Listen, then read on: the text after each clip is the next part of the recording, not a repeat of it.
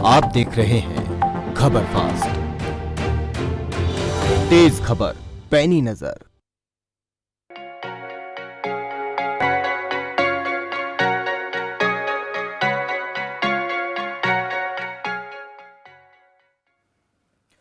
नमस्कार, आप देख रहे हैं आपका डॉक्टर और आपके साथ मैं हूं सौरभ जौहरी। कोरोना वायरस का न्यू वेरिएंट लगातार अपने पैर पसारता जा रहा है। ओमिक्रॉन के बढ़ते मामलों के बीच भारत में तीसरी लहर लगभग शुरू हो गई है। देश के 28 राज्यों और 8 केंद्र शासित प्रदेशों में कोरोना अपने पैर पसार चुका है। देश में कोरोना संक्रमण के अब तक 3 करोड़ 49 लाख मामले दर्ज किए गए। वहीं दिल्ली में पिछले 24 घंटे में कोरोना के 3,194 केस दर्ज किए गए हैं। केंद्रीय स्वास्थ्य और परिवार कल्याण मंत्रालय द्वारा जारी किए गए आंकड़ों के मुताबिक पिछले 24 घंटों के दौरान पूरे देश की अगर बात की जाए तो 33,750 नए कोरोना के मामले आए, जिनमें 123 लोगों की जान चली गई, जबकि 10,846 लोग इस बीमारी से ठीक हुए। उधर हरियाणा में कोरोना के बढ़ते खतरे को देखते हुए 2 जनवरी से मिनी लॉकडाउन की घोषणा कर दी गई। तो आपका डॉक्टर में आज हम करेंगे बात अपने हेल्थ एक्सपर्ट्स के साथ कि बढ़ते ओमिक्रॉन के खतरे पर किस तरीके से इसको काबू किया जा सके, तीसरी लहर से किस तरह से निपटा जाए और क्या उपाय हम करें। लेकिन उससे पहले एक नजर हरियाणा सरकार की स्वास्थ्य सुविधाओं पर डाल लेते हैं। मरीजों को लगातार स्वास्थ्य सेवाएं देने को लेकर हरियाणा सरकार युद्ध स्तर पर तैयारियां कर रही है। अवेयरनेस कैंप भी लगाए जा रहे हैं। लोग जागरूक हों, ये बहुत जरूरी है। अगर आपको कोई भी समस्या है तो आपको जागरूक होना बहुत जरूरी है। अस्पतालों में स्पेशलिस्ट डॉक्टर्स हैं, आप उनसे जाकर अपने एडवाइस ले सकते हैं, प्रिस्क्रिप्शन वो आपको दे सकते हैं, इलाज आपका करेंगे प्रॉपर तरीके से। इसके लिए युद्ध स्तर पर हरियाणा सरकार काम कर रही है, लेकिन आपकी जागरूकता बेहद जरूरी है। अगर घर परिवार में किसी को कोई समस्या है, बुखार, खांसी, जुकाम, ये मौसम बदलने के साथ होता है, वैसे में कुछ लोग नजरअंदाज कर देते हैं और आपकी थोड़ी सी नजरअंदाजी आपके लिए खतरा साबित हो सकती है, क्योंकि कोरोना के जो सिम्टम्स हैं वो नॉर्मल फ्लू की तरह ही होते हैं और वो अगर आपने सही समय पर उसका उपचार नहीं कराया तो खतरा आपके लिए हो सकता है।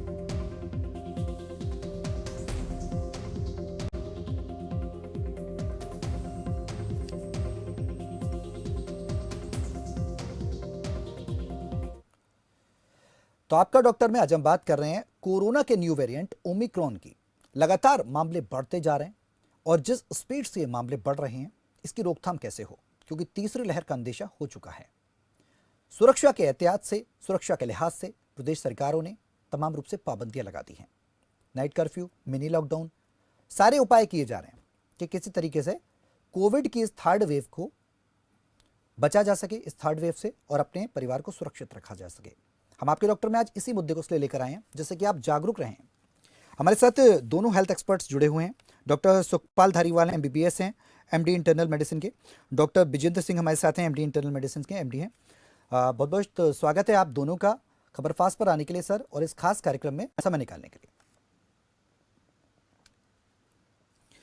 मेरा सवाल डॉक्टर विजेंद्र पहला आपसे है, जिस तरीके से कोरोना का ये वायरस लगातार फैल रहा है, अभी कुछ समय तक हमने देखा था कि सेकेंड वेव के बाद सब कुछ नॉर्मल हो गया है, लोग आने लगे, बाजार खुलने लगे, सुविधाएं लोगों को मिलने लगी, और कहीं ना कहीं वो जो डर था, वो जो इंसान पैनिक होता था, लोग पैनिक होते थे, वो चीज़ें खत्म हो गई कि भाई अब कोरोना गया। एक बार अचानक से फिर से म्यूटेशन हो जाना, साउथ अफ्रीका में पहला मामला पाया जाना न्यू वेरिएंट का, उसके बाद धीरे धीरे धीरे धीरे फ्रांस, इंग्लैंड और ऑस्ट्रेलिया तक फैल जाना, और फिर भारत में भी दस्तक दे देना। कर्नाटक में पहला मामला पाया गया था सर, और उसके बाद अब ये मामले बढ़ते जा रहे हैं। ऐसे में किस तरीके से इस ओमिक्रॉन वेरिएंट से अपने आप की अपना बचाव किया जा सके, क्या वो उपाय किए जा सकें जो लोग ऐसे खतरनाक वायरस से बच सकें?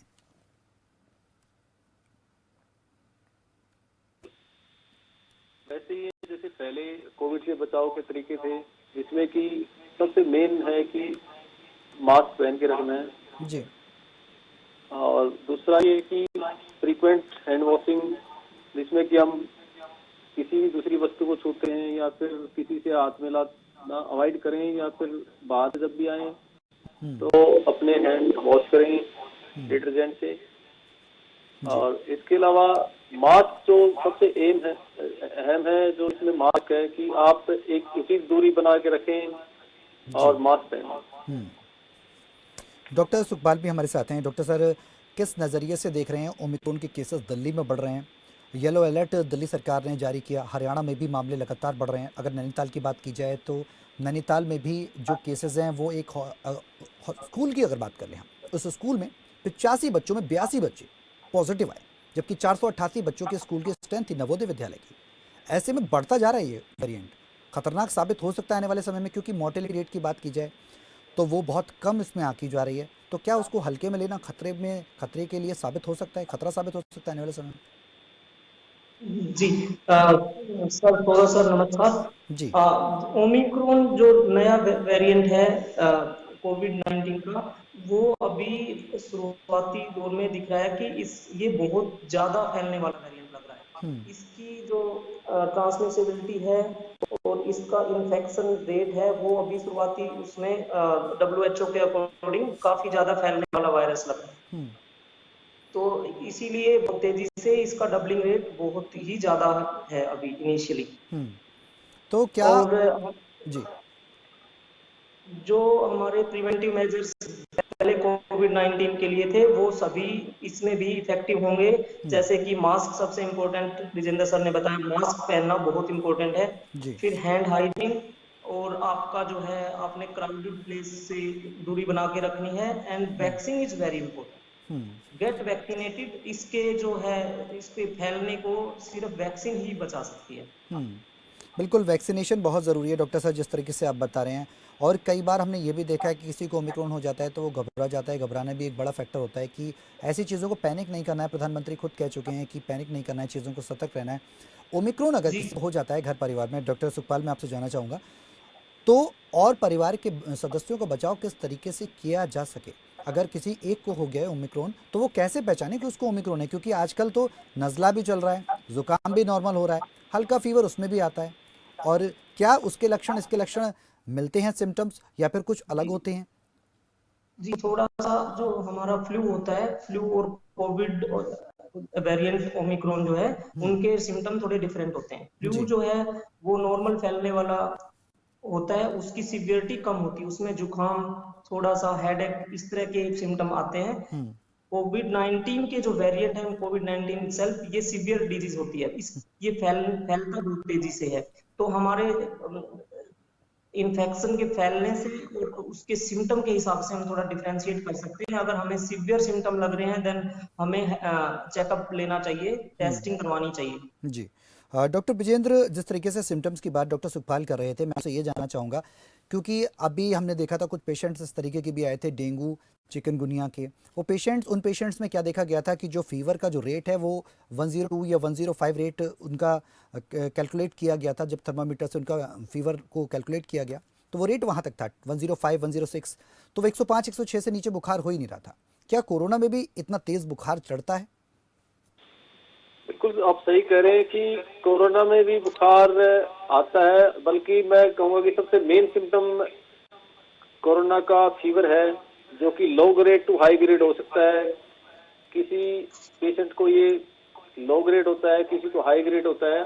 तो low grade two high grade एक सिम्टम एक कोविड का भी है। और इसमें अगर किसी को फीवर है तो जी। डॉक्टर विजेंद्र। इसमें हम्म। अपनी टेस्टिंग जरूर करवाएं, क्योंकि फीवर अगर इस मौसम में किसी को भी है तो वो कोविड हो सकता है। कोविड हो सकता है, फीवर कहीं ना कहीं अगर आपको है तो आप टेस्टिंग ज़रूर कराएं, क्योंकि ओमिक्रॉन वेरिएंट लगातार फैल रहा है। सर, म्यूटेशन की अगर बात की जाए तो जिस तरीके से न्यू वेरिएंट्स इसके बार बार निकल कर आ रहे हैं, और अगर डेवलप्ड कंट्रीज़ की बात की जाए, चाइना की, ब्रिटेन की, और मैं अमेरिका की बात कर लूँ, तो कहीं ना कहीं वो म्यूटेशन को भी मतलब जज करने में कहीं ना कहीं विफल साबित हो रहे हैं, जिस वजह से केसेस बढ़ रहे हैं। अमेरिका की तो ये हालत है कि 2 लाख से 3 लाख, 4 लाख और 5 लाख तक केसेस 24 घंटे में पहुंच गए। वहीं फ्रांस और अगर और ब्रिटेन की अगर बात कर लें हम, तो वहाँ पर ये आंकड़ा 1 लाख से ज़्यादा हो गया। जब डेवलप्ड कंट्रीज़ में ये हाल है तो म्यूटेशन, जैसे कि कहा, मोर्टेलिटी रेट बहुत कम है, बेहद कम है, तो क्या ये और ज़्यादा म्यूटेट हो सकता है, और ज़्यादा डेंजर जोन में जा सकता है लेकर? जी बिल्कुल, क्योंकि कोविड लगातार म्यूटेट हो रहा है तो इसमें हो सकता है कि इसकी सीवियरिटी बढ़ जाए, हो सकता है कि सीवियरिटी कम हो जाए। जी। जैसे कि ओमिक्रॉन में देखा गया कि डेल्टा के कंपैरिजन ओमिक्रॉन की सीवियरिटी कम है, इन्फेक्टियस ज्यादा है ये।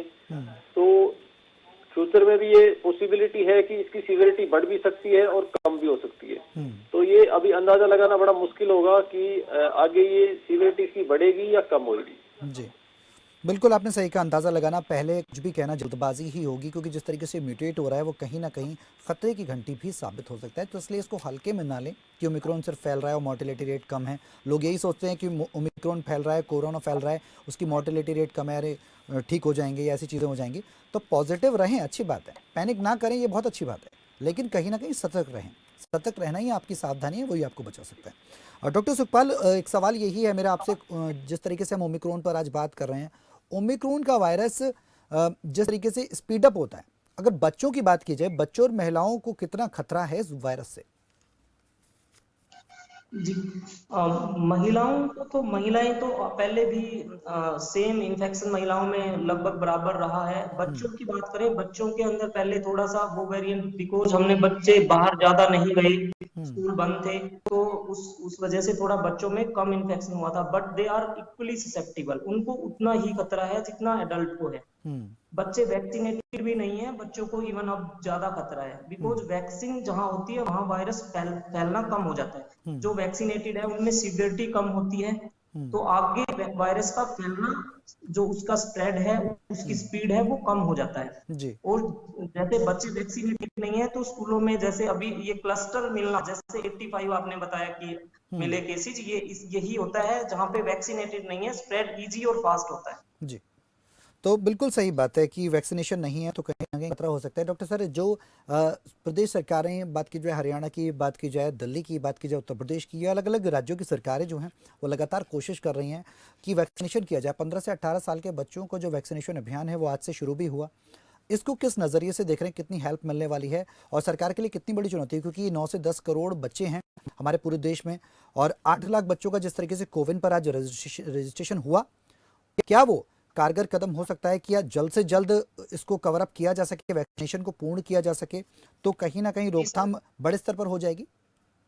सर, बड़े स्तर पे रोकथाम होगी। ये बहुत ही अच्छा सराहनीय कदम है सरकार का, क्योंकि जितना जल्दी हम वैक्सीनेट कर देंगे हमारी सारी पॉपुलेशन को, उतना जल्दी इसका स्प्रेड रुक जाएगा।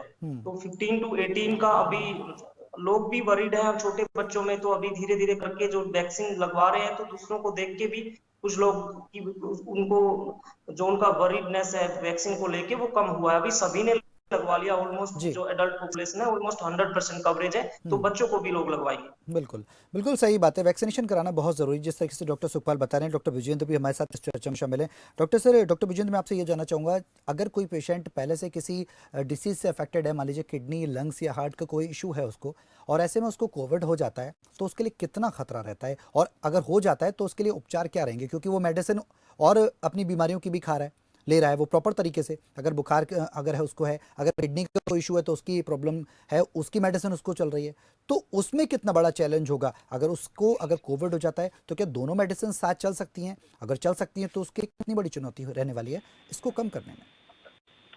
डेफिनेटली, देखिए पहले भी ये काफी डाटा है इस पे जो कि दिखाते हैं, इसमें जितनी भी कोमोर्बिड कोई भी कंडीशन है अगर पेशेंट में है तो डेफिनेटली उनमें सीवियरिटी ज़्यादा होती है, उनको सीवियर कोविड होने की ज़्यादा पॉसिबिलिटी है। तो इस तरह के पेशेंट्स में अगर कोई भी इस तरह का कोई सिम्टम दिखता है, स्पेशली फीवर इस मौसम में, वो फीवर आपका खांसी जुकाम के साथ भी हो सकता है, सांस लेने में कोई दिक्कत भी हो सकती है, या इस तरह का कोई भी सिम्टम अगर नजर आता है तो सबसे पहले पेशेंट को ये टेस्टिंग करवानी चाहिए और इसको देखना चाहिए कि ये कोविड की वजह से है या किसी दूसरे इन्फेक्शन की वजह से। अगर ये कोविड आता है तो आप आसपास जो भी आपके डॉक्टर अवेलेबल हैं उनसे संपर्क करें, और आपकी जो भी मेडिसिन आप ले रहे हो उन मेडिसिन के साथ साथ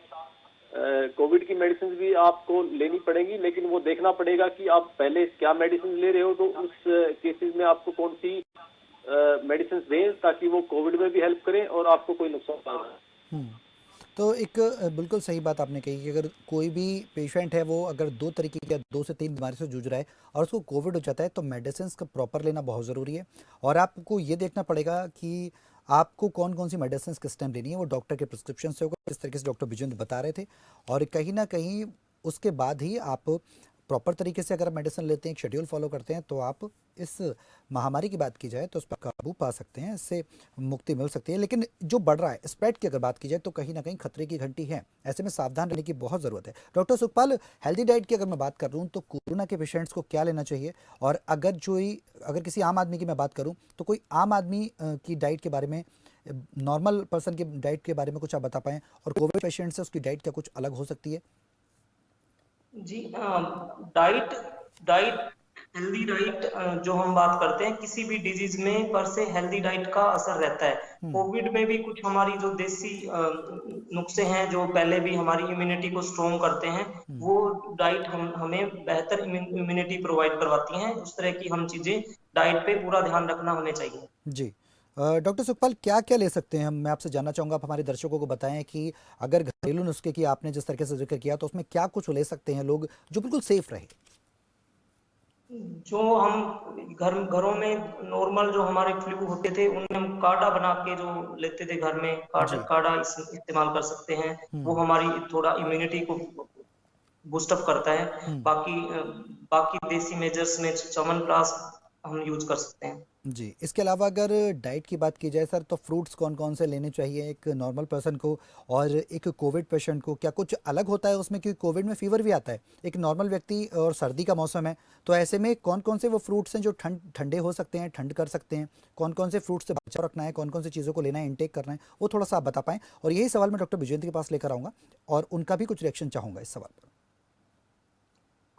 हमें पहले देखना है कि पेशेंट जो कोविड से ग्रस्त पेशेंट है वो पहले से कोई प्रायर डिजीज तो नहीं है। जैसे कुछ पेशेंट डायबिटिक होते हैं, कुछ प्रायर कोमोर्बिडिटी पेशेंट को कोविड होने का ज्यादा रहता है, तो उनमें हमें डिजीज के हिसाब से देखना पड़ेगा। फ्रूट में कुछ जो डायबिटिक है उनको जो डायरेक्ट मीठे फ्रूट्स है वो नहीं यूज करना है। हम्म। हम जी। Apple, we can use apple हम कर सकते हैं जी, जनरली। ठीक है। डॉक्टर विजेंद्र, मैं आपके पास यही सवाल लेकर आ रहा हूँ सर, लेकिन इस बीच हमारे साथ एक दर्शक जुड़ गए, कॉलर जुड़ गए हैं बहादुरगढ़ से, रोहित हैं, उनका सवाल लेते हैं, फिर मैं डॉक्टर विजेंद्र आपके पास आ रहा हूँ। रोहित, स्वागत है, अपना सवाल करिए। रोहित, आवाज़ मिल रही है आपको? हेलो हाँ रोहित, स्वागत है, जी अपना सवाल करिए, आवाज़ आ रही है आपकी। सर, खांसी जुकाम ज्यादा हो रखा है, उसके लिए पता करना था। डॉक्टर विजेंद्र।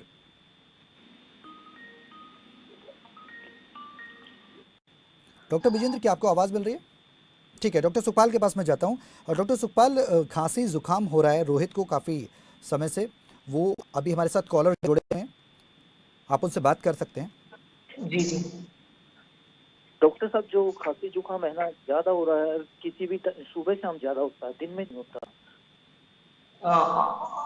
सिर्फ खांसी और जुकाम है, नॉर्मल आप फ्लू की तरह अगर है, फीवर आपको अगर नहीं है तो आप एक बार, अभी कोविड काफी अभी फैल रहा है कोविड, आप बहादुरगढ़ से हैं तो दिल्ली के एरिया में कोविड अभी फैलना शुरू हो गया है, तो एक तो आपको टेस्टिंग करवाना चाहिए कोविड के लिए। एंड और वैसे रेगुलर नहीं है, सुबह शाम होता है तो रेगुलर आपका एलर्जिक हो सकता है। आप जो धूल धूल जहाँ ज्यादा रहती है, पोलन वगैरह तो इस मौसम में नहीं होते, धूल मिट्टी ज्यादा रहता है, एंड ठंड, एक सडन जो ठंड का एनवायरनमेंट, अचानक ठंड के एक्सपोजर में नहीं जाना है। ये जो ठंड के टाइम में जो जुकाम हमें होते हैं वो एलर्जिक, या फिर आपके कह सकते हैं हम वादोमोटर, जो अचानक टेम्परेचर चेंज से होते हैं, वो हमें देखना पड़ेगा। आप एक बार डॉक्टर की सलाह ले सकते हैं। आपको टाइप पता करना पड़ेगा अपने जुकाम का, जो बार बार होता है वो मोस्ट लाइकली आपका एलर्जिक होगा। ठीक है। ठीक है जी। डॉक्टर सर ने जिस तरीके से बताया, तो उम्मीद करते हैं ये सवाल जो आपने पूछा उसका जवाब आपको मिला होगा। एक बार कंसल्ट ज़रूर कर लें, अगर कोई भी थोड़ा सा भी अगर आपको भ्रम है, आपके दिमाग में ये चीज़ चल रही है कि भाई मुझे कोल्ड है, कफ है, फ्लू है, हल्का फुल्का भी, तो आप खुद प्रैक्टिकल ना करें, एक बार डॉक्टर से कंसल्ट ज़रूर कर लें। लापरवाही बिल्कुल ना बरतें, क्योंकि ऐसी स्थिति में हल्का जुकाम भी जानलेवा साबित हो सकता है, कुछ भी हो सकता है। तो आप टेस्ट करा लें प्रॉपर जो भी हैं, और नॉर्मल टेस्ट करा लें जिस हॉस्पिटल, जो नियर बाई आपका हॉस्पिटल हो, उसके बाद आप प्रॉपर क्योर एंड केयर कर सकते हैं। डॉक्टर विजेंद्र, मेरा सवाल आपसे यही था जो मैंने डॉक्टर सुखपाल से किया था। मैं आपसे जानना चाहता हूं सर कि आप दर्शकों को बताएं कि किस तरीके के फ्रूट्स और क्या डाइट इंक्लूड करें, क्या डेली रूटीन में फॉलो किया जाए जिससे कि वो हेल्दी रह सकें? डेफिनेटली इसमें जो भी रेस्पिरेटरी इन्फेक्शन होते हैं हमारे, उसमें विटामिन सी और विटामिन ए खास तौर पर जो हमारा एक प्रोटेक्शन का काम करती हैं। तो इसमें जो भी हमारे येलो फ्रूट्स हैं और जूसी फ्रूट्स हैं वो इस टाइम पे ज़्यादा लें। जी। इस मौसम में देखें कि आप ऑरेंज काफ़ी अवेलेबल हैं और एप्पल है, तो इस तरह के फ्रूट्स आप ले सकते हैं। और अगर डाइट की, हेल्दी डाइट की अगर बात की जाए सर, तो क्या क्या खाना चाहिए? अगर मैं मील की बात कर लूँ, अगर मैं लंच की बात कर लूँ, तो क्या कुछ चीज़ों को वो इंक्लूड करें जो हेल्दी डाइट रहे? क्योंकि आजकल सर्दियां हैं तो कुछ भी खाने से पहले इंसान बचता है, सोचता है कि भाई क्या खाऊं, कहीं जुकाम ना हो जाए, कहीं कोल्ड ना हो जाए। ठंडा पानी भी लोग इंटेक नहीं करते, यूज़ नहीं करते, कई बार normal lukewarm water use करते हैं। तो उस परिस्थिति में क्या करें?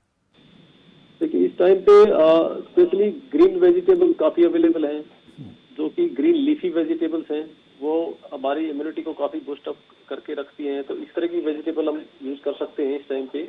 जी। और दूसरा, आप सही कह रहे हैं कि इस टाइम पे पानी थोड़ा सा लिक्विड आप यूज़ करें तो उससे गला ठीक रहेगा और थोड़े से भी रेस्पिरेटरी इन्फेक्शन जो है वो कम होने की संभावना है उसकी। और डॉक्टर सुखपाल, हम लगातार इस तमाम पूरे टॉपिक पर इसलिए बात कर रहे हैं क्योंकि ओमिक्रॉन की दस्तक से आप भी वाकिफ़ हैं, आप दोनों हेल्थ एक्सपर्ट्स हैं, आपको बेहतर पता है।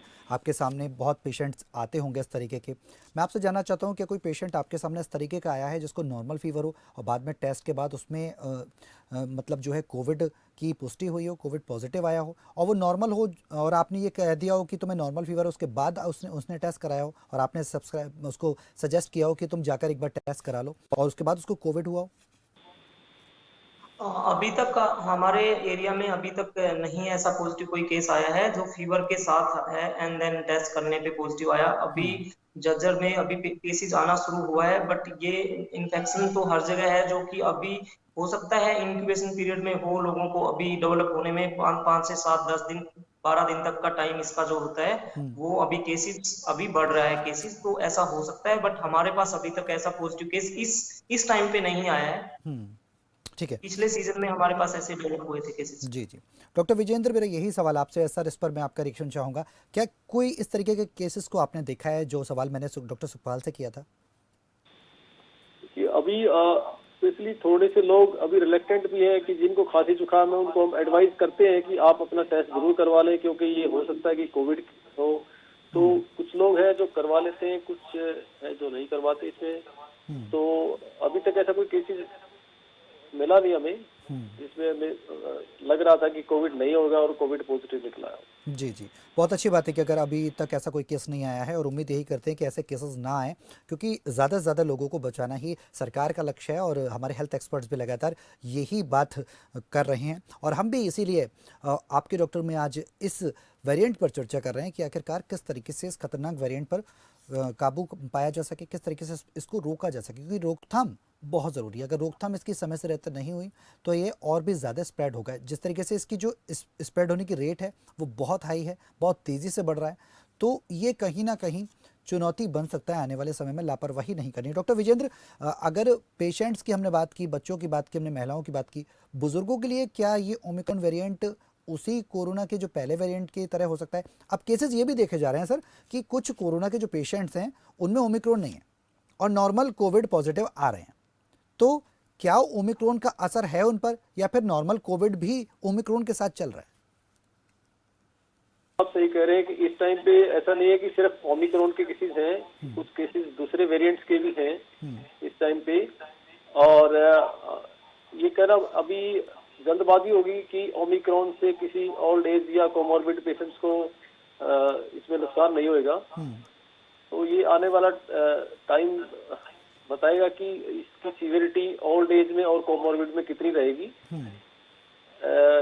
डेफिनेटली बाहर का जो डाटा है उससे देखें तो ये है कि इसका अराउंड 20% हॉस्पिटलाइजेशन रेट कम है, पर ऐसा नहीं है कि इसकी सीवियरिटी बिल्कुल नहीं है। बिल्कुल सही कह रहे हैं आप। डॉक्टर विजेंद्र, मैं आपसे ये भी जानना चाहूँगा, आप कुछ सजेस्ट कर पाएँ हमारे दर्शकों को, जो दर्शक देख रहे हैं हमको इस टाइम। कुछ लोग जंक फूड ज़्यादा यूज़ करते हैं, फास्ट फूड का ज़्यादा इस्तेमाल करते हैं, इवन वो घर का खाना जो है वो नहीं खाते हैं। ऐसे जिस तरीके से महामारी फैल रही है, ऐसे में क्या बाहर का खाना पीना उचित रहेगा? उनके लिए कुछ आप सलाह दे पाएँ? बिल्कुल सही कह रहे हैं कि अभी उस टाइम अवेयर रहने की जरूरत है और ऐसे भीड़ वाले एरिया में या फिर रेस्टोरेंट्स वगैरह में थोड़ा सा अवॉइड करने की जरूरत है। अगर आपको बाहर का खाना खाना भी है तो आप वहाँ से पैक करवा के बैठ के खाएं आराम से, बजाय कि आप वहीं पर रेस्टोरेंट में आप बैठ के खाएं। जी बिल्कुल। और ज़्यादा से ज़्यादा हो सके तो मतलब बाहर का खाना अवॉइड करें, अवॉइड खुले। करें। बिल्कुल। डॉक्टर सुखपाल, सवाल यही मेरा आपसे है कि ओमिक्रॉन को लेकर जिस तरीके से हम आज बात कर रहे हैं, ओमिक्रॉन की सेंसिटिविटी पर भी हमने बात की, ओमिक्रॉन की जो मोर्टेलिटी रेट पर उस पर भी हमने चर्चा की, इसकी गंभीरता को भी हम बता रहे हैं। हम तमाम पहलुओं से इसको समझने की कोशिश कर रहे हैं कि आखिर बड़ी बड़ी विकसित देश भी जब इसकी चपेट में आ रहे हैं तो हमारे भारत के लिए एक बड़ी चुनौती आने वाले समय में हो सकता है। ऐसे में जागरूकता ही बचा सकती है, क्योंकि अगर घर में जागरूक नहीं है कोई तो वो बड़ा समस्या हो सकती है। डॉक्टर सुखपाल, मैं आपसे यही जानना चाहूँगा, अगर घर में छोटे बच्चे हैं, मान लीजिए 4-5 साल 6 साल के, तो बच्चे मुँह से नहीं बोल पाते क्लियर कि उनको क्या तकलीफ़ है। पेरेंट्स अगर घर पे बाहर जॉब कर रहे हैं और वो घर पे आते हैं और उनको फीवर, नॉर्मल भी कोल्ड होता है, क्या कोरोना के लक्षण और जो सिम्टम्स हैं उन बच्चों में भी इक्वली अफेक्टेड कर सकते हैं, पेरेंट्स से ट्रांसफ़र हो सकती है? क्योंकि ये चेन टू चेन रिएक्शन हो रहा है, हमने देखा ही है। ऐसे में अगर माता पिता को लगता है कि हमें कोल्ड है और बच्चों को कोरोना हो गया, तो अगर मान लीजिए उस बच्चा कहीं खेल रहा है उसको हो गया कोविड, तो किस तरीके से रोकथाम होगी? माँ बाप, माता पिता कैसे पहचाने कि हमारे बच्चे को कोविड है? जी, बच्चों में भी सिम्टम बराबर जो एडल्ट में होते हैं, सेम तरह के सिम्टम बच्चों में होते हैं, जी। बट छोटा बच्चा बता नहीं पाता है। तो हमें देखना है सीवियरिटी को। अगर बच्चा चेस्ट पेन, ब्रीदिंग पैटर्न, सांस लेने में दिक्कत बता रहा है, कंफ्यूज है बच्चा, जब हम उठाते हैं बच्चे को तो सुस्त है, बच्चा उठ नहीं पा रहा है, कोई स्किन पे कुछ रैशेज हैं, ब्लू स्किन है, कुछ इस तरह के जो सिम्टम, डिफरेंट डिफरेंट तरह के सिम्टम कोविड के होते हैं। तो इस टाइम में अगर आपके आसपास कोविड के पेशेंट हैं या नहीं भी हैं, इस टाइम पे कोविड फैल रहा है, तो अगर आपके बच्चों में इस तरह के सिम्टम दिखते हैं और आपके घर में कोई कोविड पेशेंट है जो बाद में आया या दूर भी रहता है, तो उस केस में हमें डॉक्टर से सलाह लेना चाहिए। बिल्कुल, उनको बिल्कुल लापरवाही नहीं बरतनी चाहिए, उसमें कहीं ना कहीं सतर्क रहना चाहिए पूरे मैटर पर। डॉक्टर सुखपाल, मेरा आपसे ये सवाल है कि झज्जर में किस तरीके से स्वास्थ्य सेवाओं की तैयारी सरकार की तरफ से की जा रही है और किस तरीके से मुस्तैद है सरकार, क्योंकि केंद्र सरकार की तरफ से लगातार कहा गया है कि ऑक्सीजन बेड्स हमारे पास हैं, और बात की जाए तो कोविड वैक्सीनेशन को लेकर हॉस्पिटल्स में पूरी तरह से एड्स पूरी तरीके से हैं, तो क्या और झज्जर में भी व्यवस्थाएं पूरी तरह से मुस्तैद और चुस्त और दुरुस्त हैं? क्योंकि हरियाणा सरकार तो काम कर रही है, झज्जर में उसकी तस्वीर देखने को मिल पा रही है, आप क्या देख पा रहे हैं वहाँ पर? झज्जर में बहादुरगढ़ का मैं स्पेशली बताऊंगा। बहादुरगढ़ में अभी ऑक्सीजन प्लांट लगाया गया है। पिछले बार हमारे पास ऑक्सीजन प्लांट नहीं था बहादुरगढ़ में, और आईसीयू सेटअप किया गया है। वेंटिलेटर पेशेंट वर्किंग नहीं था पिछला उसमें, अभी आईसीयू प्रॉपर सेटअप किया गया है, ऑक्सीजन प्लांट लगाया गया है कि ऑक्सीजन की कोई कमी ना हो। और जो भी वैक्सीनेशन के स्टेप्स हैं, वैक्सीनेशन का टाइम बढ़ाया गया है, संडे भी वैक्सीनेशन होता है, तो वैक्सीनेशन काफी वाइड कवरेज वैक्सीनेशन किया गया है, और ऑक्सीजन एंड बाकी स्टाफ को ट्रेन किया गया है। ये सब काफी सरकार ने तैयारियां की हैं इसका। जी डॉक्टर सुखपाल, मेरा एक सवाल और है, जैसे कि सर्दियों का मौसम है और कई बार लोग मॉर्निंग वॉक पर नहीं जा पाते, उन्हें सर्दी लगती है, नहीं उठ पाते हैं, अमूमन लोगों की अगर बात कर लूँ तो तकरीबन 8, 9, 10 बज जाते हैं, तो ऐसे में मॉर्निंग वॉक का सब्स्टिट्यूट क्या हो सकता है? क्योंकि गर्मियों में तो अमूमन लोग उठ जाते हैं 4, साढ़े 4, 5 बजे करीब, और वो दौड़ लगाने के लिए या पार्क में जा सकते हैं। सर्दियों में लोग जाने से बचते हैं, तो उसका क्या सब्स्टिट्यूट है?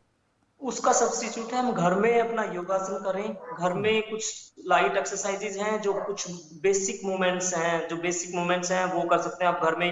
बाकी योगासन की काफी सारे योगासन हैं जो हमारी इम्यूनिटी एंड हमारी हेल्थ सबको स्ट्रोंग करते हैं। जी ठीक है। और वो ऐसी एक्सरसाइजेज जो हमें प्रॉपर वेट रिडक्शन एंड अपनी इम्यूनिटी इंप्रूव करने के लिए काफी बाहर से भी अच्छी होती हैं, आप कर सकते हैं घर पे हमें।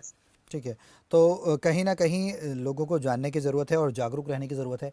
जो तमाम जो प्रोसीजर्स हैं, जो स्टेप्स हैं, उनको फॉलो करने की ज़रूरत है। ये बहुत बड़ी बात है। डॉक्टर सुखपाल, आप हमारे साथ इस चर्चा में शामिल हुए, आपका बहुत बहुत शुक्रिया। डॉक्टर विजयेंद्र सिंह जी, आपका भी बहुत बहुत शुक्रिया, आप हमारे साथ इस चर्चा में शामिल हुए, खबर फास्ट पर आपने समय दिया और ओमिक्रॉन जैसे सेंसिटिव मुद्दे पर हमसे चर्चा की, हमारे दर्शकों को ये बताने की कोशिश की कि आखिर किस तरीके से आप इस खतरनाक वेरिएंट से बच सकते हैं। सतर्कता और सावधानी ही आपको बचा सकती है। सतर्क रहिए और ओमिक्रॉन के खतरे से बचे रहिए। फिलहाल मेरे साथ आपका डॉक्टर मैं इतना ही। नमस्कार।